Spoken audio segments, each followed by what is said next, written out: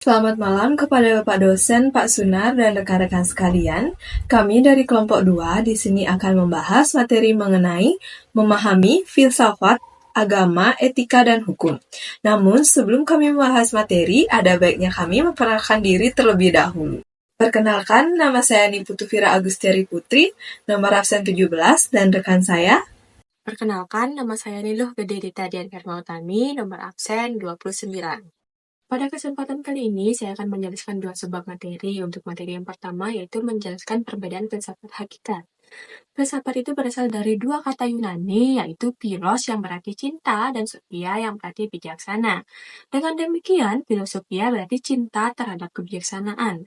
Hakikat filsafat adalah aktivitas berpikir untuk memahami kebenaran mendasar tentang dunia, diri sendiri, dan hubungan antara keduanya. Filsafat juga bertujuan untuk mencari sebab musabab segala sesuatu. Filsafat dan ilmu pengetahuan adalah dua kajian yang saling berkaitan dan saling melengkapi. Filsafat merupakan induk dari ilmu pengetahuan. Perbedaan antara filsafat dengan ilmu yaitu, yang pertama itu dilihat dari aspek ontologi. Filsafat itu adalah segala sesuatu yang bersifat fisik dan non-fisik, baik yang dapat direkam melalui panca indera maupun tidak. Sedangkan ilmu adalah segala sesuatu yang bersifat fisik yang dapat direkam melalui panca indera. Sedangkan dari aspek epistemologis, filsafat itu adalah pendekatan yang bersifat reflektif ataupun rasional, sedangkan ilmu adalah pendekatan ilmiah menggunakan dua pendekatan, yaitu pendekatan deduktif dan induktif yang saling melengkapi. Sedangkan yang ketiga yaitu aspek aksiologis. Filsafat itu sangat abstrak, bermanfaat tetapi tidak langsung bagi umat manusia, sedangkan ilmu adalah sangat konkret dan langsung dapat dirasakan kepentingannya bagi umat manusia. Hakikat filsafat itu berbeda tergantung pada cara pendekatannya, apakah dilihat dari sejarah, fungsi, metode, ataupun objek kajiannya. Filsafat itu terus berkembang sesuai dengan zaman, perubahan, dan kebutuhan manusia. Untuk materi yang kedua, yaitu hubungan agama, etika, dan nilai. Agama merupakan satu bentuk ketepatan Tuhan untuk mengarahkan insan dalam menerapkan kebaikan dalam diri individu. Setiap agama mengajarkan tentang tiga hal pokok. Yang pertama itu ada hakikat Tuhan, yang kedua ada etika tata susila, dan yang ketiga ada ritual dan tata cara beribadat. Tidak ada agama yang tidak mengajarkan etika atau moralitas. Kualitas keimanan seseorang dilihat tidak hanya dari kualitas ibadahnya, tetapi juga dilihat dari kualitas moral ataupun etika. Dapat diketahui bahwa nilai ibadah menjadi sia-sia tanpa dilandasi oleh nilai-nilai moral.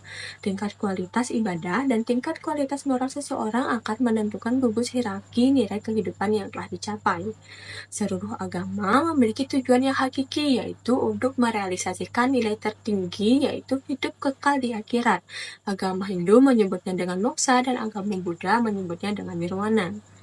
Dari sudut pandang semua agama, pencapaian nilai-nilai kehidupan dunia bukan merupakan tujuan akhir, tetapi hanya merupakan tujuan sementara, dan dianggap hanya sebagai media atau alat untuk mendukung pencapaian. Semua agama mengajarkan umatnya untuk melakukan segala hal yang berkenan di hadapan Tuhan. Itu artinya semua manusia harus melakukan hal yang tidak bertentangan dengan hukum dari agama yang dianutnya. Jika semua manusia melakukan yang sesuai dengan hukum agama, secara otomatis mereka telah melakukan nilai-nilai etika atau moralitas yang berkenan bagi semua orang dan akan menjadi modal mereka untuk memperoleh kehidupan kekal di dunia akhirat nantinya. Sekian materi yang dapat saya sampaikan. Untuk selanjutnya, saya kembalikan kepada moderator. Terima kasih.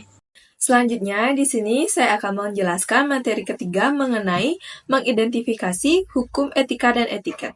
Dalam kehidupan bermasyarakat, terdapat aturan yang mengatur perilaku manusia agar terciptanya ketertiban dan keharmonisan.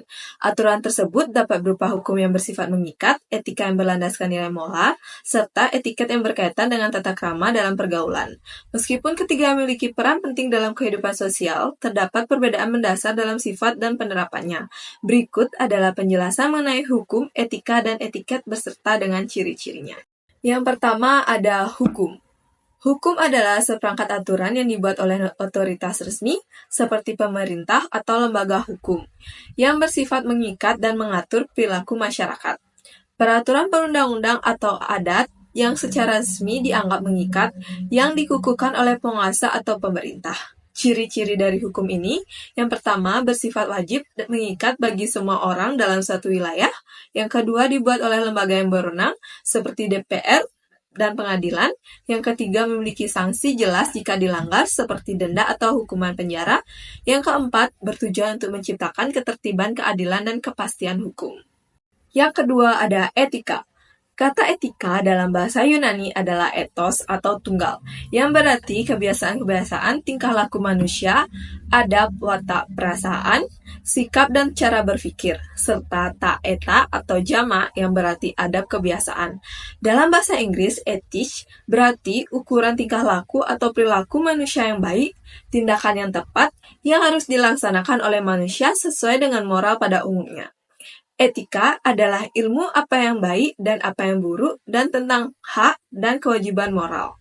Ciri-ciri dari etika, yang pertama, tidak selalu tertulis tetapi menjadi pedoman dalam pengambilan keputusan moral.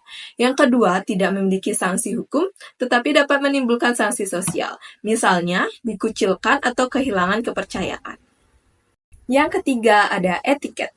Definisi etiket menurut para pakar adalah beberapa pengertian, yaitu merupakan kumpulan tata cara dan sikap baik dalam pergaulan antar manusia yang beradab. Pendapat lain mengatakan bahwa etiket adalah tata aturan sopan santun yang disetujui oleh masyarakat tertentu dan menjadi norma serta panutan dalam bertingkah laku sebagai anggota masyarakat yang baik dan menyenangkan. Ciri-ciri etiket yang pertama, tidak bersifat mengikat secara hukum, tetapi sangat mempengaruhi interaksi sosial. Yang kedua, bersifat kontekstual dan dapat berbeda antara satu budaya dengan budaya lainnya. Yang ketiga, pelanggaran etiket tidak mendapat hukuman resmi, tetapi dapat menimbulkan kesan buruk atau dianggap tidak sopan oleh orang lain. Yang keempat, bertujuan untuk menciptakan hubungan sosial yang harmonis. Jadi, perbedaan antara hukum, etika, dan etiket dapat dilihat dari beberapa aspek utama. Hukum adalah aturan resmi yang mengatur kehidupan masyarakat dan memiliki sanksi hukum. Hukum bersifat wajib dan mengikat, sehingga pelanggarannya dapat dikenakan sanksi seperti denda atau penjara. Tujuan utama hukum adalah menjaga ketertiban dan keadilan dalam masyarakat. Contohnya termasuk undang-undang, hukum pidana, dan hukum pajak. Sementara itu, etika berkaitan dengan prinsip moral yang mengatur tentang baik dan buruk dalam bertindak. Etika tidak bersifat wajib, tetapi sangat penting dalam membentuk moralitas seseorang. Pelanggaran etika tidak berakibat pada sanksi hukum, tetapi dapat menimbulkan sanksi sosial seperti hilangnya kepercayaan dari orang lain. Tujuan dari etika adalah membentuk perilaku yang bermoral dan bertanggung jawab. Contoh penerapan etika bisa ditemukan dalam kode etik profesi, norma moral, dan prinsip kejujuran. Berbeda dengan hukum dan etika, etiket berhubungan dengan tata krama atau norma sopan santun dalam kehidupan sosial. Etiket bersifat sosial dan didasarkan pada kebiasaan masyarakat. Tidak ada sanksi formal bagi pelanggar etiket, tetapi seseorang bisa dianggap tidak sopan jika melanggarnya. Tujuan etiket adalah menjaga hubungan sosial yang baik dalam masyarakat. Contohnya, meliputi cara berbicara, berpakaian, dan bersikap yang sesuai dengan norma sosial. Dengan demikian, hukum dan etika dan etiket memiliki peran masing-masing dalam membentuk keteraturan sosial, moralitas, dan sopan santun dalam kehidupan bermasyarakat. Demikian presentasi yang dapat kami sampaikan. Semoga materi ini bermanfaat dan dapat menambah wawasan bagi kita semua. Jika ada pertanyaan atau hal yang ingin didiskusikan, kami dengan senang hati akan menjawab.